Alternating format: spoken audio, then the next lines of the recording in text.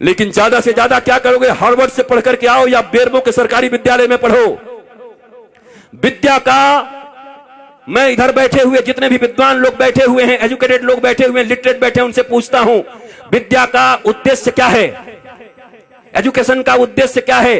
किसके लिए अपने बच्चों को पढ़ाते हो? तुम खुद किस लिए पढ़े थे? किसके लिए? एम्प्लॉयमेंट के लिए, नथिंग एल्स।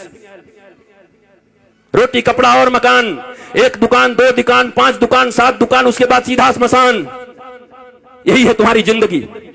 रोटी कपड़ा और मकान, 70 साल की जिंदगी में 1 से 5 दुकान किए और फिर 4 कंधों पर स्मशान चले गए। इसी के लिए पृथ्वी पर आए थे। सारी जिंदगी टेंशन, सारा जिंदगी दुख, सारा जिंदगी डिप्रेशन, सारा जिंदगी हाय हाय, सारी जिंदगी कर्ज, सारे जिंदगी रिश्तेदारों को मनाते रहे, एक दूसरे से नीचा देखने और दिखाने का काम चलता रहा और उसके बाद एक दिन तुम्हारी मृत्यु आ गई। हमने सुना था कि मनुष्य का जीवन सबसे सार्थक होता है। दुर्लभो मानुषो देहि देहि नाम क्षणभंगुरः तत्रापि दुर्लभम मन्ये वैकुंठ प्रिय दर्शनम। ये दुनिया में सबसे ज्यादा का, सबसे अधिक, सबसे ज्यादा प्रभावशाली मानवीय जीवन है। क्या ये जीवन है? क्या इस जीवन के लिए मनुष्य को श्रेष्ठ बोला गया? ये कौन सी श्रेष्ठता है तुम्हारी? तुम चैन से सो नहीं सकते, तुम चैन से बैठ नहीं सकते, तुम पड़ोसियों का उत्थान नहीं देख सकते, तुम दुख को हैंडल नहीं कर सकते। राम जी के जैसा सत्ता चला जाए, उसके बाद भी जब माता कौशल्या पूछती हैं, राम तुमने सब काम कर लिया ना, सारी पूजाएं कर ली ना, कल मेरे बेटे का राज्याभिषेक होने वाला है, कल तो युवराज बनेगा। तो धीरे से राम जी कहते हैं, माँ मेरे पिताजी इतने छोटे थोड़ी हैं। बोला क्या हुआ? मेरे पिताजी ने निर्णय किया है कि छोटे से राज्य अयोध्या का मुझे युवराज नहीं बनाएंगे। पिता दीन मोहि कानन राजू, उन्होंने मुझे बन का राजा बना दिया है, मुझे बन का विराट राजा बना दिया है। ये राम है।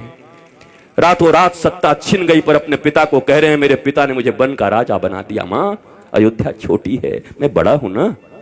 तो कहा तू इतना छोटा राज्य संभालेगा? तू बन का राज संभाल। जा, लाखों ऋषि महर्षि तेरा इंतजार कर रहे हैं। कई सबरी तुम्हारे लिए बैठी हैं, कई सुतीक्षण बैठे हैं, कई सरभंग बैठे हैं, कई जटायु तुम्हारे लिए बैठे हैं, कहीं सुग्रीव बैठा है बाली से लात खाए। जाओ सबका उद्धार करो। और इसलिए राम को वनवास दे दिया। पर तुम्हारे जीवन में ऐसी स्थिति आ जाए तो तुम्हारे बच्चे आत्महत्या कर लेते। नंबर कम आ जाए, अगर पिताजी ने कह दिया, माताजी ने, अगर तेरा 80% से कम आया, शर्मा जी के बेटा से अगर तेरा नंबर कम आया तो मैं जहर खा लूंगी। बच्चा देखता है नंबर तो आया 60%, घर आते आते सोचता है आखिर माता पिता ने कहा है हम जहर खा जाएंगे, वो क्यों मरेंगे, हम ही खा जाते हैं। इतना प्रेशर क्यों पढ़ने का? क्या पढ़ा रहे हो? मशीन बना रहे हो बच्चों को? गधों की तरह बोझ टांग दिया है यहां पर। क्या करोगे? 2 रोटियां ही तो कमाओगे ना, 2 कपड़े ही तो पहनोगे ना, इतने ही ना, किससे कुछ ज्यादा? रावण और राम की वृत्ति में क्या अंतर है? इतना ही तो है। रावण कहता है कि दुनिया में जितना भी सुंदर है वो सब मेरा होना चाहिए, सब मेरा है। राम जी कहते हैं जो मेरा है वो सबसे सुंदर है। यही राम और रावण के विचार में अंतर है। जो मेरा है वो सबसे सुंदर है। दुनिया का सब सुंदर मेरा करने में तो रावण बन जाओगे। इस वृत्ति का अंतर है। यही राम और रावण का युद्ध है। जो प्राप्त है वही पर्याप्त है, नहीं तो सर्वत्र दुख व्याप्त है। जो प्राप्त है वही पर्याप्त है। मेरे पास जो कुछ है वही है। परिश्रम करो, पुरुषार्थ करो, प्रार्थना करो, पर रो मत।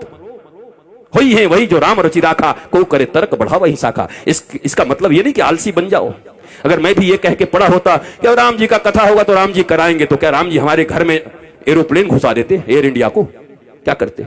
हमें आना पड़ा, हमें निकलना पड़ा वृंदावन से आकर के दिल्ली आना पड़ा। दिल्ली से हमें फ्लाइट लेनी पड़ी, फ्लाइट से आकर के रांची लेना पड़ा। रांची से 2.5-3 घंटे में हम और अन्नू बैठ करके साथ में यहां तक पहुंचे।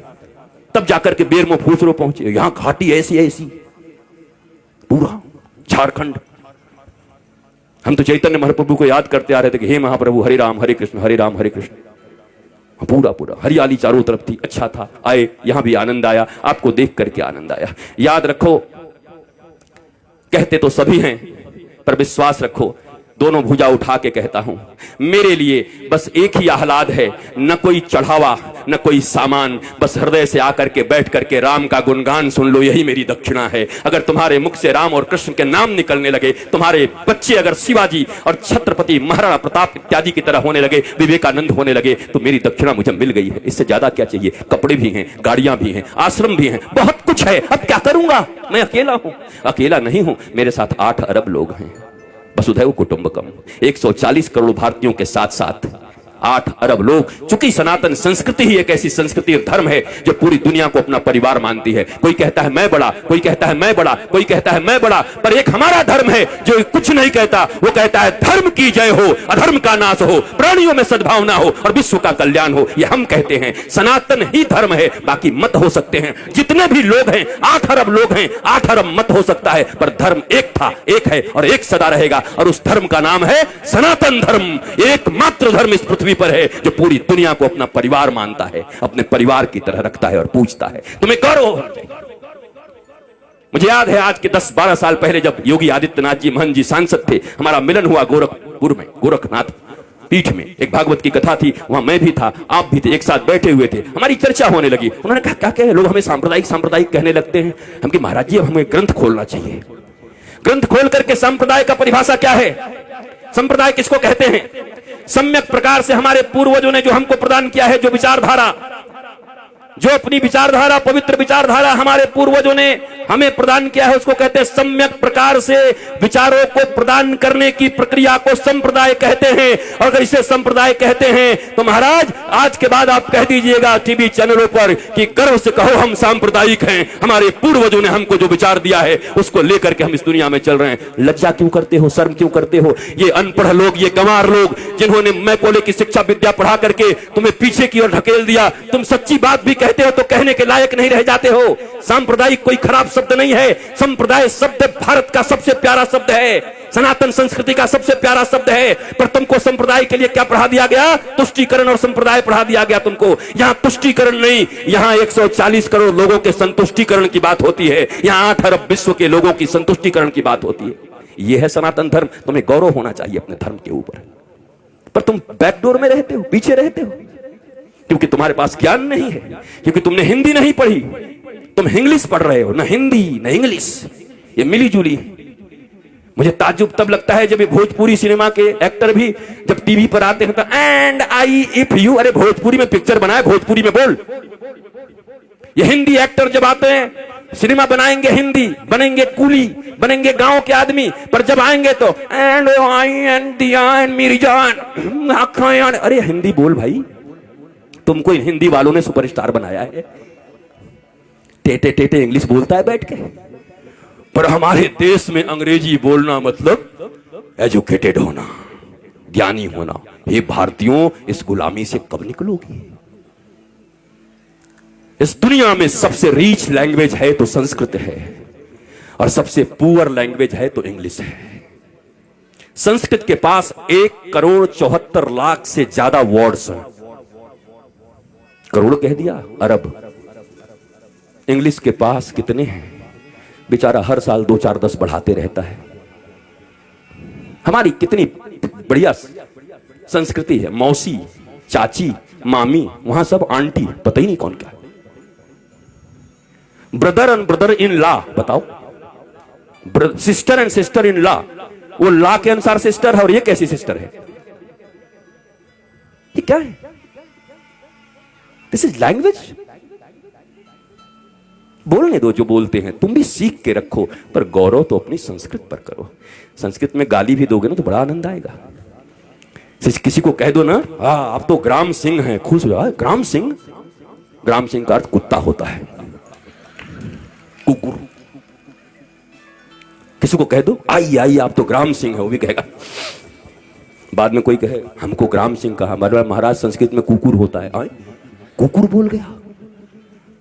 हमारी गाली भी इतनी प्यारी है हमारी भाषा में, पर हमें मालूम ही नहीं, हम जानते हैं। बदलो अपने संस्कारों को, नहीं तो ये कथाएं तुम्हें और बेहोश कर देंगी कुछ दिन के बाद।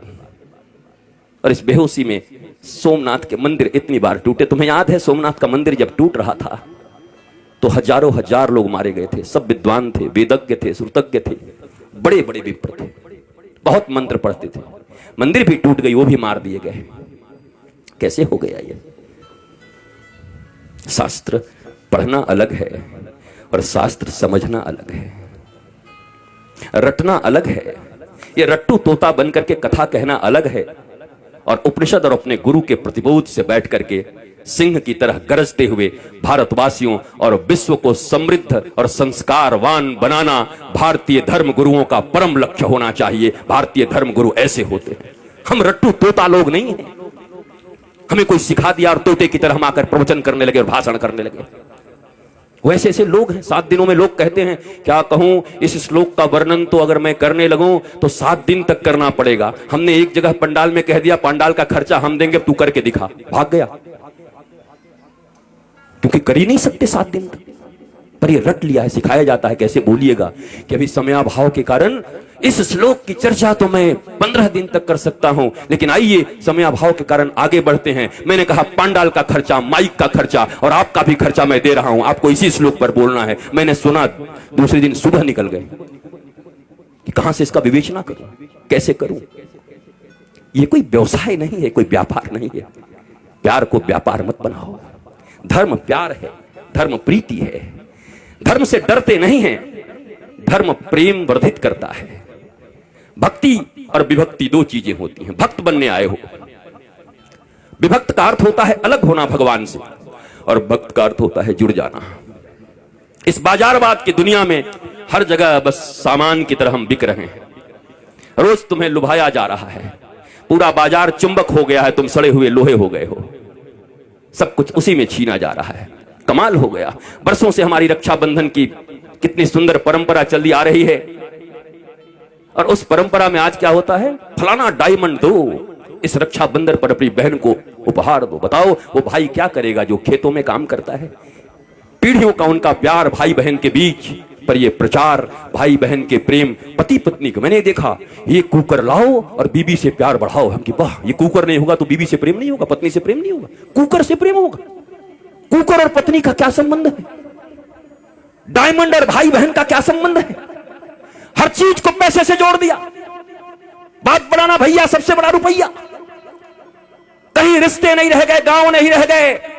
और इस कोरोना में उन शहरों में जो कबूतर की तरह लेकर के फ्लैट रहते थे, टुकुड़कू, उनको पहली बार पता चला कि गांव और गांव की गलियों और गांव के वृक्षों का क्या महत्व है। तरस गए वो ऑक्सीजन के लिए, पर गांव में लोग ऐसे सीना करके घूमते रहे।